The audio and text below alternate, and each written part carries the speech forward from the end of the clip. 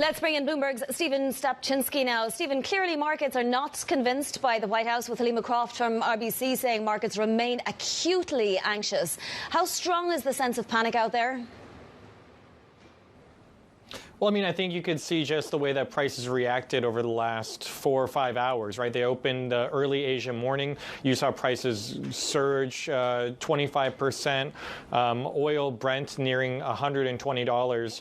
And then there was an FT report just out in the last hour or so saying that G7 members will be meeting later today, early U.S. morning, to discuss a potential joint release of the strategic oil reserves. And then prices kind of tapered a bit. You're still above $100 a barrel, which is huge, considering where we were just last week, around $70 for Brent.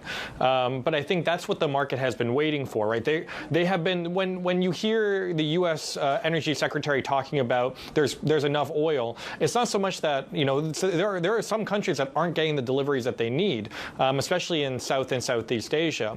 But in terms of oil in reserve and in strategic reserve, that's correct. There is a lot of oil available. It's just whether or not those strategic reserves would be tapped. And we heard last week Japanese refiners were pushing their government to try to go forward with tapping some of their reserves. But this sort of action by governments works best in chorus, which is why it makes sense that the FT is reporting that they're going to be discussing this. The U.S., according to the FT, is for that plan, along with 2 other G7 members. And we'll find out more later as that comes closer. But I think there is worry in the market that there is no end in sight for the what's happening in the Middle East, the war in Iran. And as long as there's no end in sight, the idea that the Strait of Hormuz, which is a vital waterway for 20% of seaborne oil and fuel products, that's going to remain shut. And that's going to cause a strain on the markets, prices, and consumers.